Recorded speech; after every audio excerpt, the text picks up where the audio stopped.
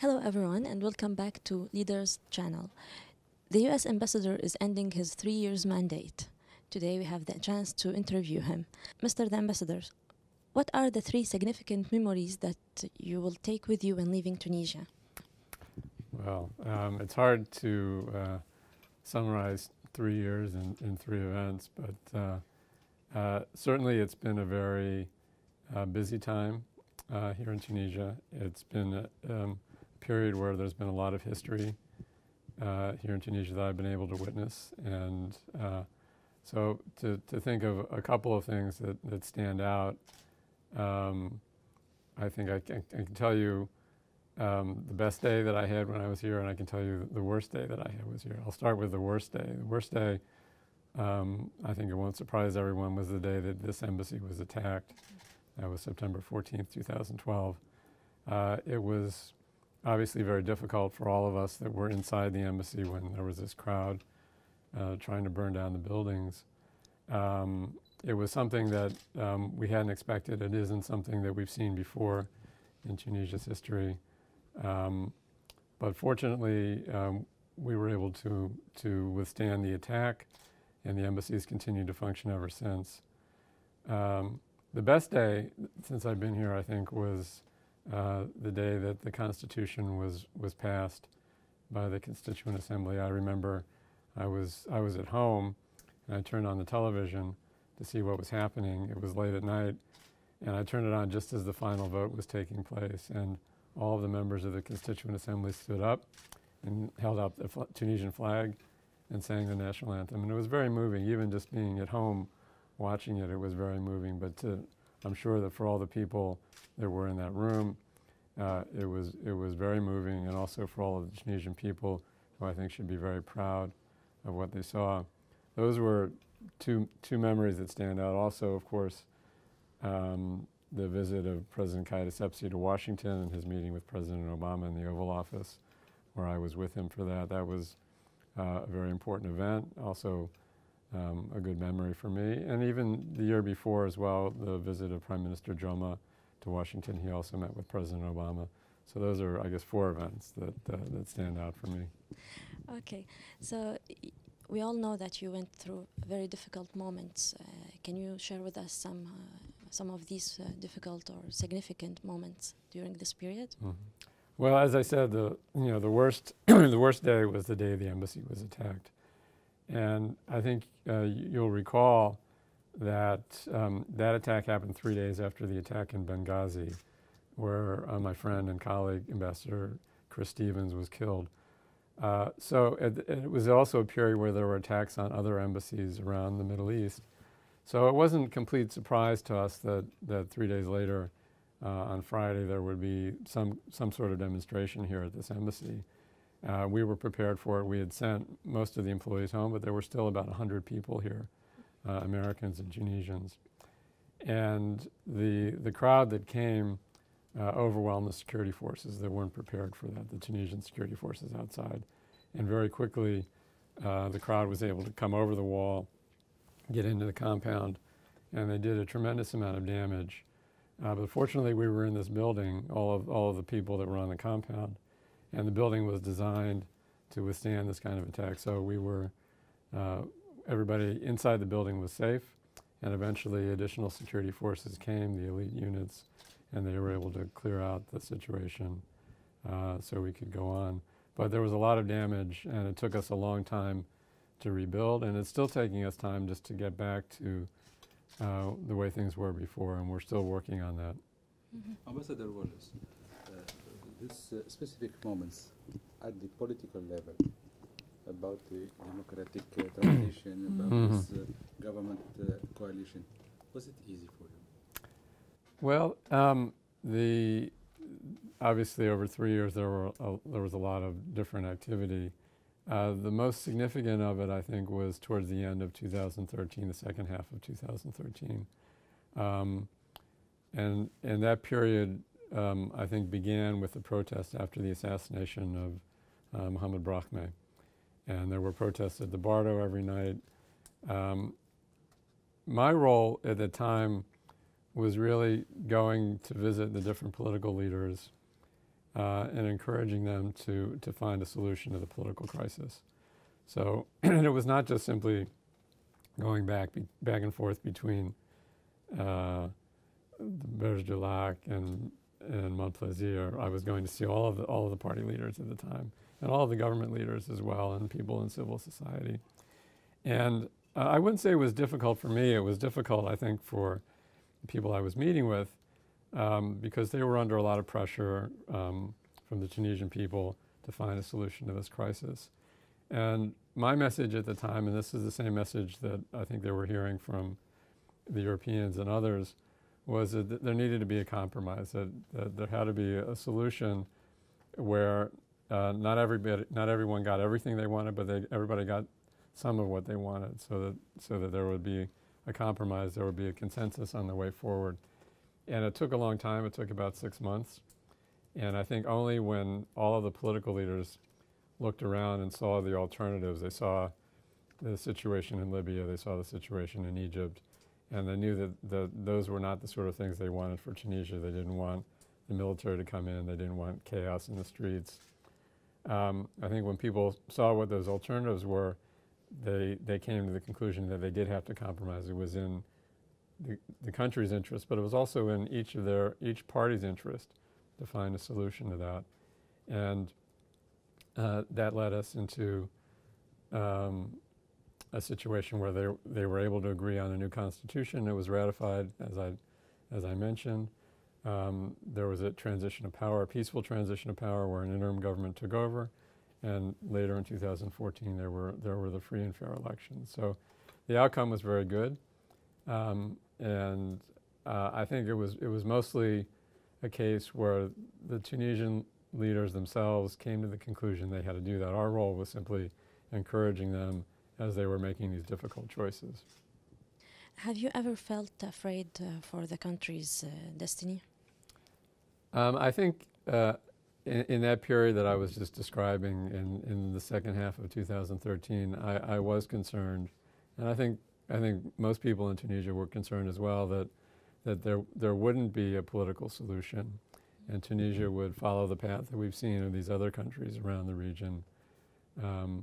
But as I said, wisdom prevailed. The Tunisian political leaders realized what the alternatives were, and they decided that they would have to compromise. And I think the outcome is what we've seen, which is now a situation where Tunisia has completed the interim period, where there have been free elections, where there's now an elected president for the first time in Tunisia's history, an elected parliament, where Tunisia is now in the process of consolidating its democracy, not developing its democracy. Mm-hmm. So do you have any advice for your successor? Well, I think that when my successor arrives in Tunisia, I think he'll face a slightly different situation than when I arrived. I arrived in an early period in the transition. It was a period where, as we were just discussing, it wasn't clear what direction Tunisia was going to go, whether Tunisia would succeed or whether it would go the route of some of the other countries in the region. I think what my successor will see arriving in Tunisia now is a different situation where Tunisia has established the fundamentals of a democracy. There is a democratic constitution that's been agreed. There is an elected government. There's an elected parliament. And it's more a question now of developing those institutions, of building a process of democracy, which takes time. Even in the United States, we've been working at this for 200 years now, but we're still not a perfect democracy. Mm-hmm. The European countries also have problems as well. It's not something that, a democracy is not something that comes about overnight. So it's more a process, I think, of consolidating, of developing institutions, of developing the economy as well. And I think those are the sort of challenges that Tunisia faces, and that's the sort of work that my successor will be doing with his Tunisian counterparts. Okay, so we all know that you've played a very important role during this mission. So what we really want to know, whether the undeclared role you have played during this with the Tunisian authorities during this period. Well, as I said, during the political crisis, it was more a case of encouraging compromise. encouraging the parties to meet with each other. That was one of the main messages that I was bringing to all the parties, that they need to sit down together. They needed to continue to work through the quartet process. There were times when people got very frustrated and said, we're not going to do that anymore. What I was trying to do then was to encourage people to go back and sit at the table and talk through their problems and find solutions. Was it easy? I think it was easier for me than it was for them, because my message was very clear and it was consistent. I was telling the same thing to all of the different leaders from all of the different parties. They were the ones that had to make the tough choices, so I think it was harder for them. I was happy to see in the end that they took our advice. They did continue with the quartet process, the national dialogue, and they did in the end find these compromises that resulted in the success that we've seen in the past year. What are the hidden reasons that makes the U.S. government still support the Islamic parties in the region? Well, I wouldn't say that we support the Islamic parties or the secular parties. Our support is for democracy, and that was part of my messaging in 2013, and it's part of our message now, that we weren't favoring any party, we weren't urging any particular party to take over power. What we were looking for is to establish a democracy here. So first of all, that was the Constitution, and to find compromises for the issues that people were discussing: women's rights, the role of religion in society, things like that.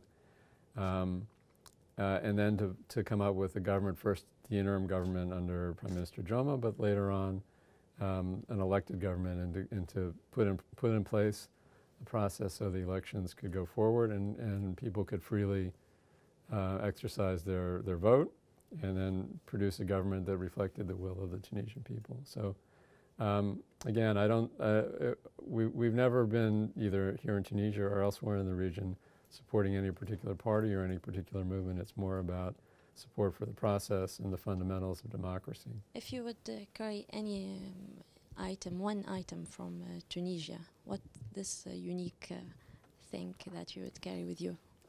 Well, first of all, Tunisia, it's a beautiful country, and the people are very friendly and very welcoming. That was something that that repeatedly throughout these years, whether it was dealing with the political leaders or dealing with just friends or business people, that stood out very much from Tunisia. But also, I think one thing that sets Tunisia apart from other countries in the region is the country's openness to the outside. One thing that I noticed during the elections, for example, the easy, but also the political parties in the government were very open for international observers to come in and observe what was going on. They were very eager to have NGOs, Tunisian and foreign NGOs, helping out the process, and there were a number of American NGOs that were involved: the Carter Center, the NDI, IRI, IFAS.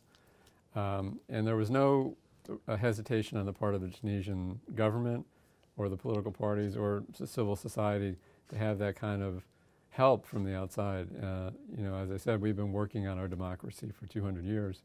So we've learned some things. We learned things that work, things that don't work.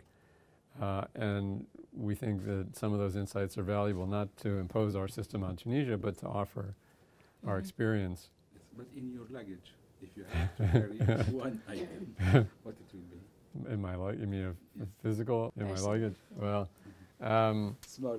Actually, I didn't do a lot of shopping in Tunisia. That was the one thing I didn't get to do. I had wished I had been able to travel more around the country, but the work seemed to be focused very much here in Tunis. So I didn't actually do a lot of shopping. But someday I'll come back as a tourist and I'll go to the souk in Sidi Bou Said, and I'll go to the Kasbah here in Tunis, and I'll buy some things to remember the place by. Can you tell us about your next destination, Sure. diplomatic destination? Yeah. Sure. Well, this is my last week in Tunis. I'm going to be going back to Washington. I'm going to continue working in the State Department, and I'll be working there in the office that's responsible for counterterrorism. This has become a top priority, not just for the United States, but it's a priority here in Tunisia. It's a priority around the world. So I'll be working on issues including the phenomenon of foreign fighters, foreigners that are going to fight in Syria, in Iraq. Tunisia has a large number of foreign fighters, so I think I'll be continuing to work with some of my Tunisian colleagues in this new role as well. I'm looking forward to the new job, and also I'm looking forward to going back to Washington, being back in the United States again after my years overseas. What are you expecting from the National Conference Counterterrorism that Tunisia will organize next October or November? Mm-hmm. Well, I think it's an important initiative. I think it will demonstrate that the country is committed to fighting against terrorism and to bring all the elements of society together to work on this problem. It is primarily a security problem, and it's important to that the security forces do their job, and of course the United States and other countries are helping them with that. But the problem is broader than just a security problem. There's social problems in this country, there are economic problems here. And because of that, there's been a large number of young men who are looking, who don't see the opportunities here that they should. They're not finding jobs. They don't have the resources to get married and raise a family, so they're looking for alternatives, and jihad is being offered to them as an alternative. And I think you can't fight this problem simply by security means. You have to deal with the economic problems, you have to deal with the social problems. So I think that's an important thing that needs to come out of this conference as well, that the country takes a more comprehensive approach to dealing with the problem. So how can you describe these national figures? Yeah, like Munsaf Marzouki. Mm-hmm. Well, I've been here for 3 years. I've dealt with 4 different governments, 4 different prime ministers, 2 different presidents. I've dealt with the leaders of maybe a dozen different political parties. I've dealt with business people, with civil society, with ordinary Tunisians. So I wouldn't, single out any of them in particular. Everyone I've worked with has come with a slightly different perspective. There was an election campaign where the parties competed with each other, where the 2 candidates, there were I think 35 presidential candidates, and then eventually there were 2. They competed with each other. They presented their different views. I met with all of them, and to learn what their views were. That's part of what the job of an ambassador is to report back to Washington, to our capitals, what's going on here. But it's not our role to interfere in the political process, and it wasn't my role to have a favorite among the parties or among the candidates. So I was very careful about that as well. In one sentence or a few words, if you have to qualify, for example, President Marzouki. Mm-hmm. Well, I'd say this, and like I said, I've dealt with 2 presidents. President Marzouki, his background was human rights. He was a human rights activist before the revolution.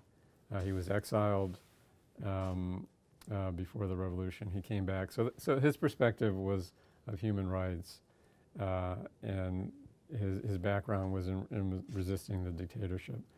President Etats-Unis has a different background. He was a political figure. He served in many governments over the years. I think he had every position in the government. He had been prime minister. He'd been the president of the parliament. He'd been foreign minister. He'd been defense minister. So he brought a different kind of experience. He was more aware of how the governments run and how governments function. So those are two different perspectives, and that was what I took away from them. You mentioned Marzouki, Manbajak Sabsi, Ali Laraya, Nadi Jama, Rashid Ghanouchi, but very quickly. Well, they're all friends. They're all people that I worked with as well. Joma, I think, played a very important role as well, because he came in right after the political crisis, and he and his team contributed a lot to providing stability in the country. and creating a situation where elections could proceed safely and the people could vote freely. So I think that was important, and we had a very good relationship. Rashid Ghannouchi, I met him very early in my tenure here, and I've continued meeting with him throughout. He's played an important role throughout this period in finding a consensus, finding compromises, finding solutions to the problems.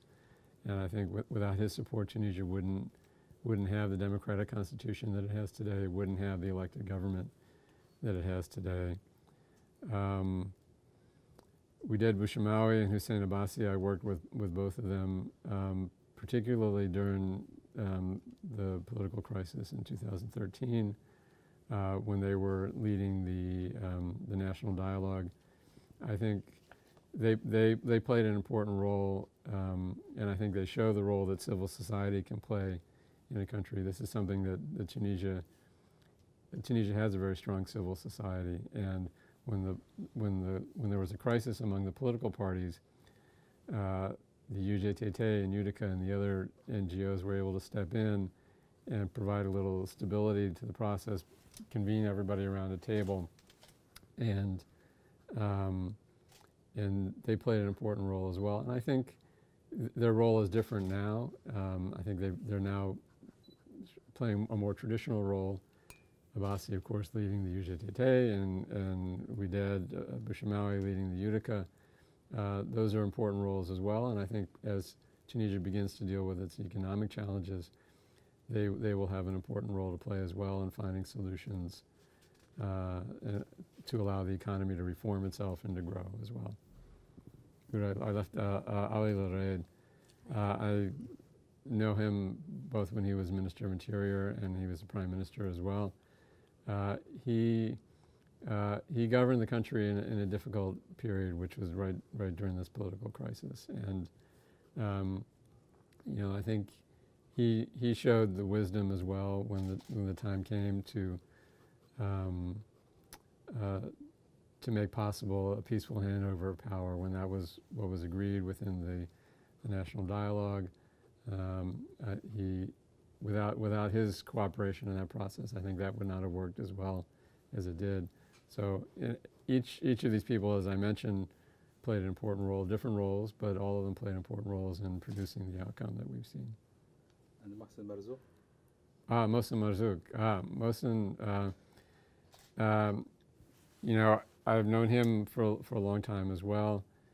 He, I knew him first as sort of the right hand of Beji Caid Essebsi when Beji was the leader of the party, and when he was the candidate. Then I knew Mohsen as an advisor to the president after the election, and now I know him, of course, as the Secretary General of Nida Tunis. So in all of these different roles, we work closely together. He's played an important role as well in finding the political solution that resulted in the handover of power, and then ultimately allowed the elections to go forward. We had the chance to interview you once you came on your mission to Tunisia. You were very optimistic for the Tunisian future. Are you still optimistic? I'm still optimistic, although I think my analysis is a little bit different now than when it was when I first came here. When I came in 2012, it was a very early part of the transition. It was very soon after the revolution. There was still a lot of optimism, not just about Tunisia, but about the Arab Spring. In those days, we referred to the Arab Spring in Egypt and Libya and other places. And when I came here to Tunisia, I was focused more on the economic issues.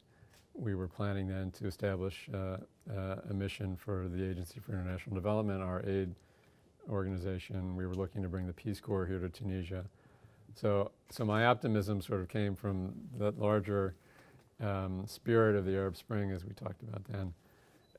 As we've discussed over the last 3 years, events have evolved here in Tunisia in a different way. Security has become a bigger issue. There have been terrorist attacks, not just on this embassy. There were the assassinations of political figures. There have been the attacks in Sousse and Bardo. So security has become a bigger concern. So rather than focus as much on the economy as I had hoped, I've been spending more of my time dealing with security issues. But as I said in the beginning, I'm still optimistic about Tunisia, and I think, as I said, the fundamentals of the democracy have been put in place: the constitution, the elected government, the spirit of compromise and consensus that is reflected in the government, which is comprised of the 4 largest parties in the parliament. Roughly 80% of the parliament is supporting the government. So those fundamentals of democracy, I think, are very important, and I think it will help Tunisia in the future deal with the security problems, deal with the social and the economic challenges that I talked about. So I'm still optimistic, but I think for different reasons than when I came here. So do you have any final message you want to give for Tunisians? Well, I think it's important to stay the course on democracy. You know, as I said, the fundamentals are in place, but it's a long process and it's a difficult process, and people need to be patient. People need to understand that democracy doesn't come about overnight, that economic problems and security problems aren't fixed overnight. It requires a lot of work, not just by the government, but by civil society, by individuals as well. You know, we saw this case a few days ago in France where there was someone who tried to attack people on the train, and it wasn't the security forces that responded. It was passengers on the train that took the initiative themselves to tackle the terrorist and to take away his gun and to restrain him until the security forces could arrive. So that's, I think, a message as well, that individuals in society have a responsibility as well to step in, to contribute, and people can do it in many ways. Doesn't mean everyone has to stop a terrorist, but people in their lives, in their jobs, in their interactions with other ordinary people can contribute to the success of the society, can contribute to the democracy here in Tunisia, and I think that's a message that I would convey as well. Thank you so much, Mr. Ambassador. Thank you for your time. Thank you.